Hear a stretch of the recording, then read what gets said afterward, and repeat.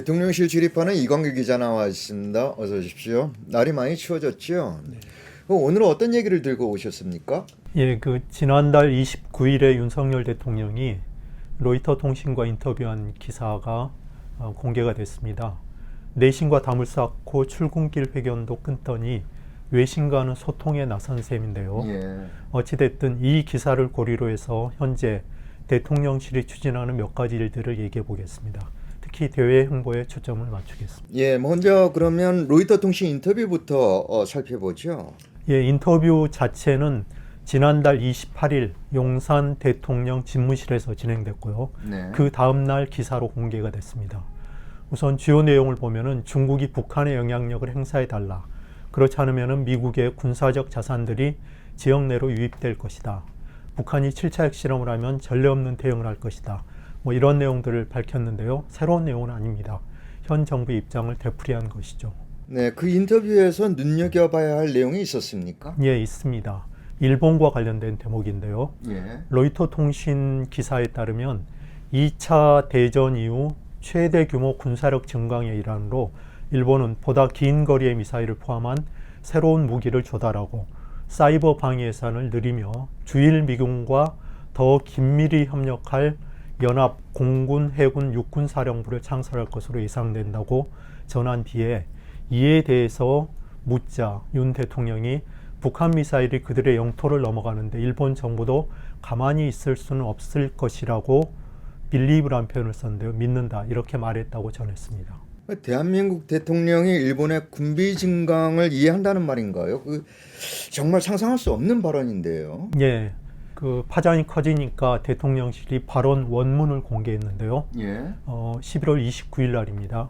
일본 열도 머리 위로 미사일이 날아가는데 국방비를 증액 안 하고 그냥 방치할 수는 없지 않았을까. 그리고 가로 열고 추측합니다. 가로 닫고 이렇게 돼 있습니다.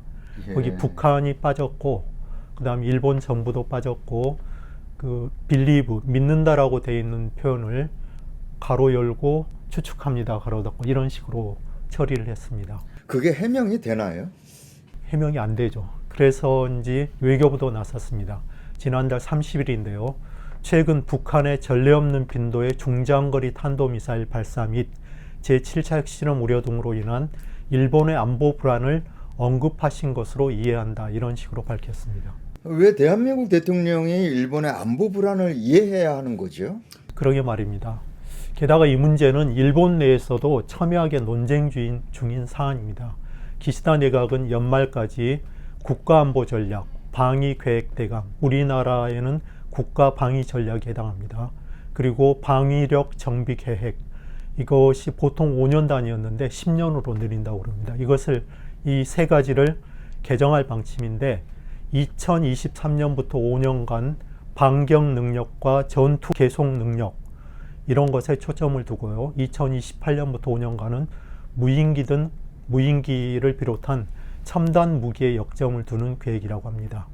그래서 일본 의회와 시민사회 논쟁 과정에서 주변국의 우려가 주요 쟁점으로 등장했는데요. 그런데 바로 주변국 대통령이 공개적으로 이해한다고 했으니까 기시다 내각에게는 큰 장애물 하나가 없어진 셈입니다. 윤석열 대통령은 왜 이렇게까지 하는 걸까요? 예, 저도 이해가 잘 안 가는데요. 실마리를 찾다 보니까 지난달 26일 윤덕민 주일대사의 교도통신 인터뷰가 있었습니다. 예. 이 인터뷰에서 윤 대사는 국제 정세가 급격히 변하고 있는 점을 고려하면 윤 대통령이 연내 일본을 방문할 가능성도 배제할 수 없다면서요. 셔틀 외교가 생각한 것보다 이른 시일 내에 재개될 수 있을 것으로 기대하고 있다. 이렇게 말했습니다. 윤 대통령이 연내에 한 달밖에 남지 않았습니다만은 일본을 가고 싶어 한다. 그래서 선물을 줬다. 이런 건가요? 예, 그렇게 보입니다.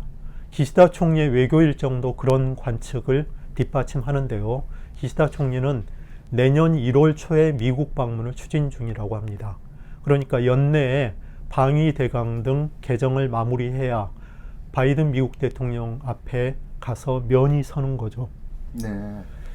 그렇게까지 했으니까 윤 대통령의 연내 방일 가능성도 커졌다. 이렇게 봐야 되는 건가요? 예, 그렇게는 보이는데 아직은 불확실합니다. 공식적으로 지난달 27일 윤 대사의 인터뷰 직후인데요. 그 관련 질문을 받은 대통령실 관계자는 일본 방문과 관련해서는 아직 들은 바 없다 이렇게 선을 그었습니다.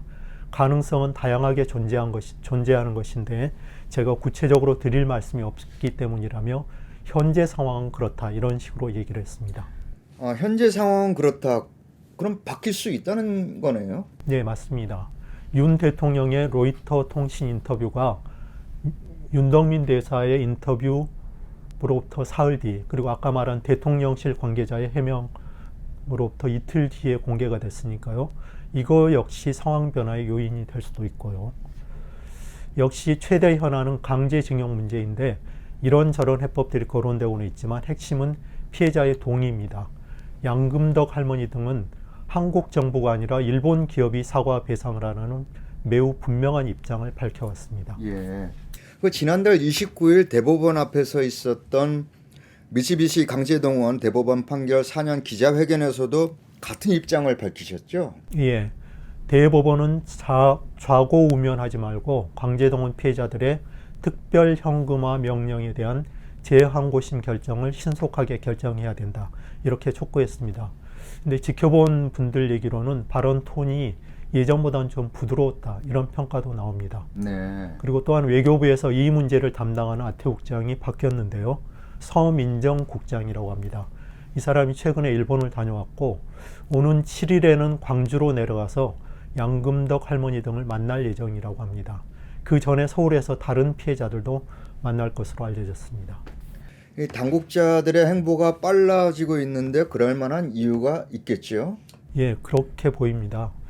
그런데 피해자들의 요구는 사과와 배상 이렇게 두 가지인데요. 둘 다 접점을 찾아가는 것처럼 보입니다. 새로운 해법이 나온 건가요? 아주 신선한 해법은 아니고요. 사과 문제는 일본 기업들이 아닌 일본 정부가 대신하는 방안이 거론되고 있고요. 양 할머니 등도 사과 주체로 일본 기업을 고집하지는 않고 있습니다. 배상 문제는 한국의 일제 강제동원 피해자 지원 재단이 대신 지급하고 일본 기업으로부터 기부금을 받는 방안으로 좁혀지는 듯합니다. 네.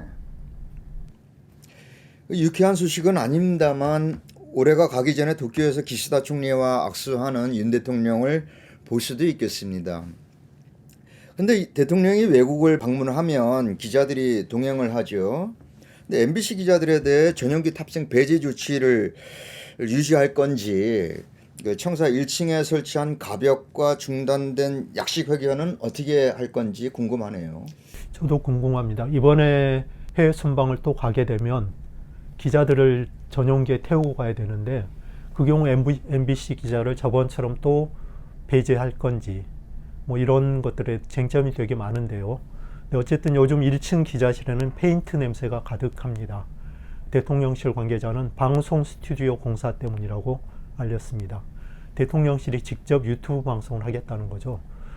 이참에 기자실을 대통령실 밖으로 아예 이전하는 방안도 거론되고 있다고 합니다. 네, 점이 가경입니다. 오늘은 여기까지 듣겠습니다. 수고하셨습니다. 대통령실을 출입하는 이광길 기자였습니다.